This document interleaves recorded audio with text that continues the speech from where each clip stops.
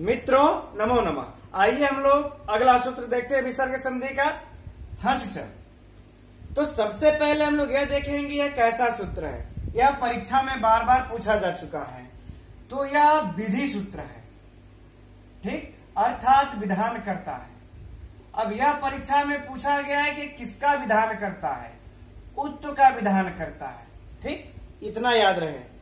अब हम लोग इसका अर्थ को जानेंगे। तो ऐसे तो अर्थ इसका निकल नहीं रहा। अब हम लोग इसके अनुवृत्ति को ले लेंगे। जब अनुवृत्ति को लेंगे अप्लुतात की अनुवृत्ति आ जाएगी, अतः रो, इसके बाद उत, फिर हंसी। हंसी तो अनुवृत्ति क्या इसमें है। अब हम लोग ये अतो रोर प्लुताद प्लुते से इतने की अनुवृत्ति ले लेंगे। हंस च और हंस परे रहते। अब मैं समझा रहा हूं कैसे होगा। तो यह कह रहा है, अब इसमें हम लोग पहले विभक्ति देख लेते हैं। प्लुताद आप लोग देख रहे हैं पंचमी एक वचन, अतः पंचमी एक वचन, रो षष्ठी एक वचन, अत उत प्रथमा एक वचन, हंसी सप्तमी एक वचन। अर्थात अप्लुतात अपलुत के बाद अपलुत अत के बाद रो रू को उत आदेश हो जाए। हंसी हस सप्तमी है तो हस परे रहते। बातें समझ में आ गई।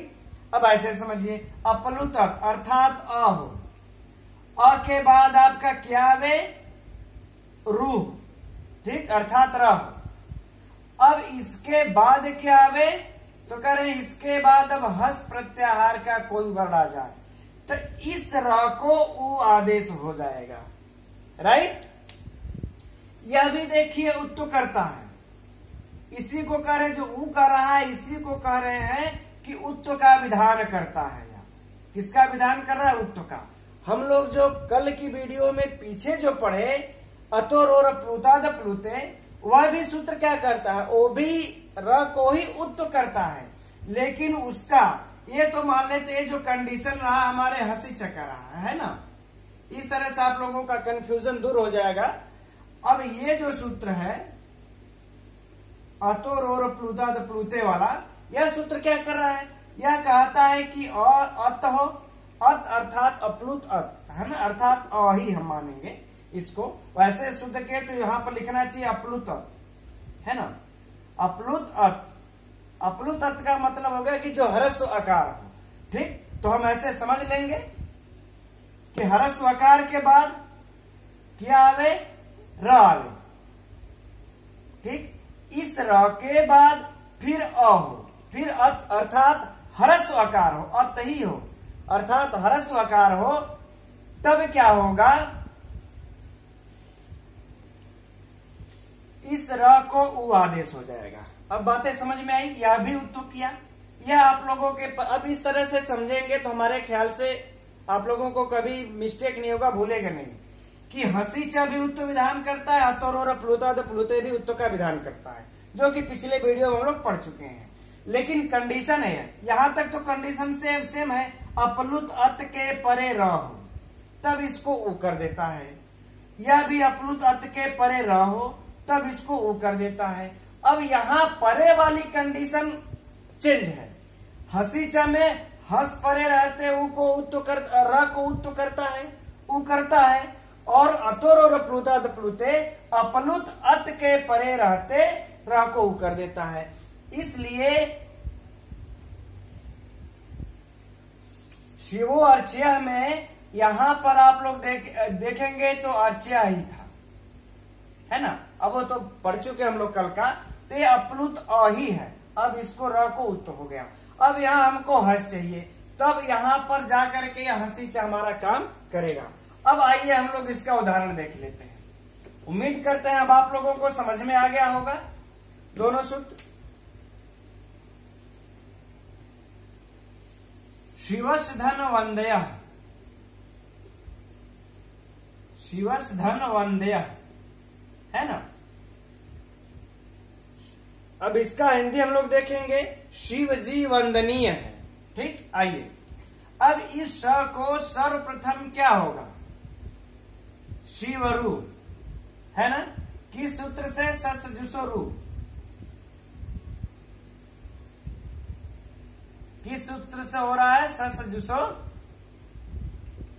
रू से हो जा रहा है। ठीक, अब इस रू को लोप होकर के उकार का क्या बन गया, शिवर, शिवरधर वंदय, राइट। अब क्या करना है, देखिए र से पूर्व व में क्या है, अपलुत अ है, अपलुत अ हमको प्राप्त हो गया, इसके परे देखिए यह र प्राप्त हुआ, इसके परे हमको व, यह हस प्रत्याहार में आ जाएगा कि नहीं आ जाएगा, है ना, हयवरट ह से लेकर के जब अगड़ दस तक जाएगा। ठीक है, तो वह हमें ऐसे ही प्राप्त हो जा रहा है। जब वह प्राप्त हो गया तो इस र को क्या हो जाएगा, उ आदेश हो जाएगा, है ना, शिव ऊधन वंद्य। अब यहां पर आपको देखिए व में अ प्राप्त है, अ के परे उ है, अब अ के बाद उ आता है तो कौन से संधि, कौन सा सूत्र लगता है, अधगुणा, अधगुणा लग करके यह क्या हो जाएगा, ओ हो जाएगा। तो हम लोग कर लेते हैं, वो कर लेंगे तो क्या हो जाएगा, शिवो वंदया, ये हम लोगों का सिद्ध हो गया। ठीक, इसके अन्य भी उदाहरण आप लोगों को मिलते हैं, जैसे आपको रामो हसती, है ना, रामो हसती देख लीजिएगा आप लोग, बालो याति, बालो याति, इस प्रकार से, और बुधो लिखती, बहुत से इसके उदाहरण मिलते हैं। इस तरह से आप लोग इसको समझ लीजिएगा। आइए अब हम लोग अगला सूत्र देखते हैं। अगला सूत्र है भो भगो अघो अपूर्वस्य योस। हम इसको अलग अलग इस तरीके से करके लिखे हैं कि ताकि आप लोगों को समझने में आसानी हो। अब देखिए 80, अब जान लेते हैं कैसा सूत्र है, यह भी विधि सूत्र है। किसका विधान करता है, यह रू के स्थान, र के स्थान पर यह का विधान करता है। ठीक है, अब हम लोग इसके अर्थ को जान लेते हैं। 80 अर्थात अस प्रत्याहार परे होने पर क्या होगा, कह रहे हैं कि भो भगो अघो और अपूर्वस्य, जिसके पूर्व में अवर्ण हो उसके बाद रू को यह आदेश कर देता है। ठीक, इस तरह से नहीं समझ में आएगा, ऐसे देखिए भो भगो अघो और फिर कोई ऐसा वर्ण जिसके पूर्व में अ हो। यहां पर देखिए अ की बात हो रही, सिर्फ अपलुत अ की बात नहीं है, इसलिए अ हो चाहे आ हो कोई फर्क नहीं पड़ता। इसके बाद हमारा क्या होना चाहिए, र होना चाहिए। इसके बाद क्या होना चाहिए कि अस प्रत्याहार का वर्ण होना चाहिए। तो इस र को क्या कर देगा, यह आदेश कर देगा। अब बातें समझ में आ गई, यानी कि हमारा पूर्व में क्या हो, भो भगो अघो अ या आ, इसके बाद र हो तो इस र को यह आदेश होता है अस प्रत्याहार परे रहते, योसी, है ना, यह आदेश का होता है असी, सप्तमी एक वचन है, अस प्रत्याहार परे रहते। अब आइए हम लोग इसका उदाहरण देख लेते हैं। तो इसके उदाहरण को देखने के लिए मित्रों सबसे पहले हम लोग अपूर्वस्य, जिसके पूर्व में अ हो, इसका उदाहरण देख लेते हैं। क्योंकि इन तीनों का उदाहरण देखने में अगला सूत्र भी प्रयुक्त होता है, इसलिए पहले इसका उदाहरण हम लोग देख लेते हैं। ठीक है, इसका उदाहरण है देवास धन इह। ठीक, अब यहां पर हमको क्या प्राप्त हो जाएगा, देवारु धन इह। स को रू किस सूत्र से होगा, वह ससजुसो रू, आप लोग जान ही रहे हैं। ठीक, अब उकार का लोप होकर के संज्ञा होकर के तस्य लोपा से लोप होकर के क्या बचा, देवार धन इह। अब देखिए, अब ई हमको अस प्रत्याहार का वर्ण है, परे हो गया। अब र के पूर्व देखिए आ है ना, आ के बाद ही तो र है। अब यहां पर र की कंडीशन तो है नहीं, इसके पूर्व अ हो या आ हो कोई फर्क नहीं पड़ता, अपूर्व से अपलुत की बात ही नहीं है। तो हम दीर्घ हो चाहे हर्ष हो, हम र को यह आदेश हम कर देंगे। आइए हम लोग र को यह आदेश कर लेते हैं। यह आदेश करते हैं तो क्या हो जाएगा, देवाय धन ई, राइट। अब यहां पर देखिए हम लोगों का कौन सा सूत्र प्राप्त होता है, लोपः साकल्यस्य।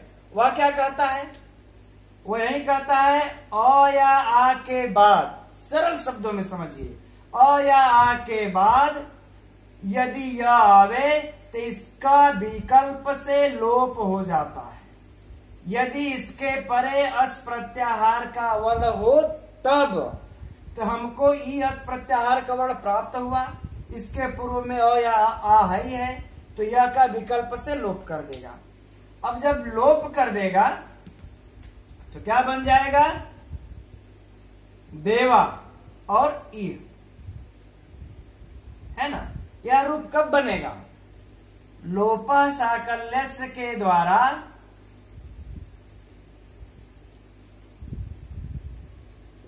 वैकल्पिक लोप होने पर, लोप होने पर, है ना।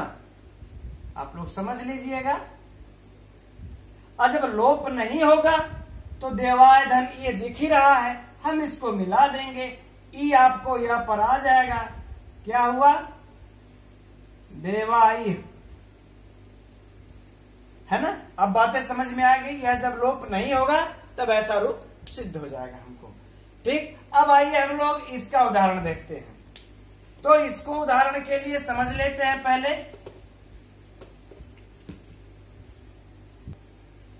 इनके बारे में, यानी इन तीनों के बारे में जान लेते हैं।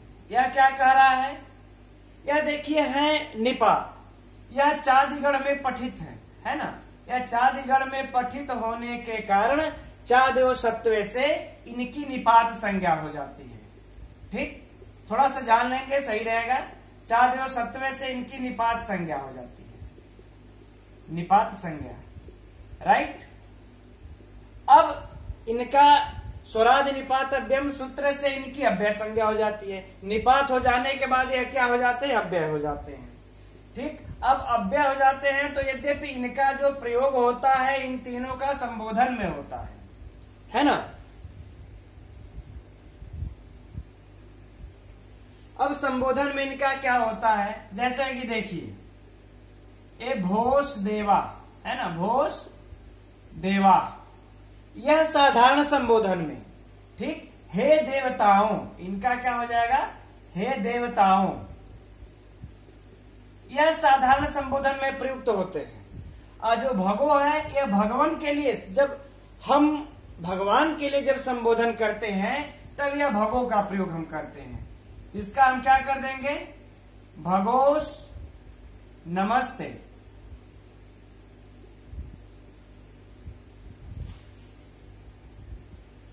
अर्थात हे भगवान, हे भगवान आपको नमस्कार है ना। ये तीनों के तीनों जो है कि संबोधन में ही प्रयुक्त होते हैं। अगला है अघो। अब इसका देखिए अघोष, अघोष याही, याही मतलब हे पापिन दूर रहो, अघोष, यह पापी के लिए संबोधन में प्रयुक्त होता है। जैसे हमको यहाँ पर भगोष जो है वह देवता के लिए, भगवान के लिए, यह अघोष किसके लिए होगा, पापियों के लिए होगा। हे पापी न्यायी अर्थात दूर रहो, ठीक। इनका हिंदी का आप लोग जानते रहेंगे तो सही रहेगा, हे पापी दूर रहो, लेकिन वैसे तो इसका कोई है नहीं मतलब परीक्षा की दृष्टि से, लेकिन ज्ञान के लिए जरूरी है। चलिए अच्छा हम लोग इसको मिटा देते हैं। अब देखिए यहां पर अब क्या होगा, भोस, सस जुसो रू लग जाएगा हमारा। अब क्या हो जाएगा यहाँ पर, सस जुसो रू लग करके रू होगा, रू को फिर उकार का संज्ञा होकर के तस् से लोप होकर के भोर, भोर धन देवा, ठीक। दूसरा का क्या हो जाएगा, सेम कंडीशन, भगोर्धन नमस्ते, नमस्ते। इसका क्या हो जाएगा, अघोष धन्यायी का अघोर धन्यायी। मित्रों ये समझ में आया कि नहीं आया? यह जो आपको स को जो रू आदेश हो रहा है, किससे हो रहा है, सस जुसो रू से। सस जुसो रू से ही हमको तीनों में रू आदेश हो गया। रू आदेश हो जाने के बाद अब हमारा ये भो भगो अघो कही रहा है, अब यह सूत्र प्रवृत्त हो जाएगा कि अस प्रत्याहार के परे रहते इन तीनों शब्दों के र को क्या हो जाएगा, यह आदेश हो जाएगा। अब हमारा यह सूत्र प्रवृत्त हो जाएगा। जब यह सूत्र प्रवृत्त हो जाएगा तब इसका क्या हो जाएगा, भोर भोर देवा का भो य धन देवा। इसका क्या हो जाएगा, भगोर, तब भागोय, भगोय नमस्ते। ठीक है। अब इसका देख लेंगे, इसका भी यह आदेश हो जाएगा, अघोय, अघोय धन याही। ठीक, ध्यान से देख लीजिए, सब के सब जो है क्या है, द न, सब के सब यह अस प्रत्याहार के वर्ण है, इस अस प्रत्याहार के वर्ण है। अस प्रत्याहार के वर्ण परे रहते इनके र को यह आदेश हो गया। अब हमारा यहाँ पर अब सूत्र हमारा प्रवृत्त होता है, वह है हरि सर्वेशम, है ना। हमारा अगला सूत्र प्रवृत्त होता है हरि सर्वेशम। अब यह सूत्र क्या कहता है, यह कहता है कि भो भगो अघो, ठीक है ना, अर्थात इन्हीं तीनों चारों को यह कहता है। यह हलि सर्वेशम कहता है कि भो हो, उसके बाद भगो हो, या फिर आपका अघो हो, या फिर अवर्ण किसी के पूर्व में हो, अवर्ण पूर्व हो। ठीक, तो इसके बाद यदि यह का है तो इसका लोप हो जाता है, इस यह का लोप हो जाएगा। इन्हीं चारों को भो भगो अघो और अवर्ण जिसके पूर्व में हो, तो इन तीनों का तो हमें उदाहरण प्राप्त हो जाता है, भो भगो अघो का, इसका इसका इसका, लेकिन इस अवर्ण का हमें उदाहरण नहीं प्राप्त होता जिसका कि पूर्व में हो और यह का लोप हो। तो खैर जब नहीं मिलता हमें तो पढ़ने की आवश्यकता भी नहीं है। अब जब हलि सर्वेशम से जब इस यह का लोप हो जाएगा तब क्या बन जाएगा, भो देवा, भो देवा, भगो नमस्ते, अघो याही, अघो याही, याही। ठीक, यह तीनों रूप हमारे सिद्ध हो जाते हैं। राइट,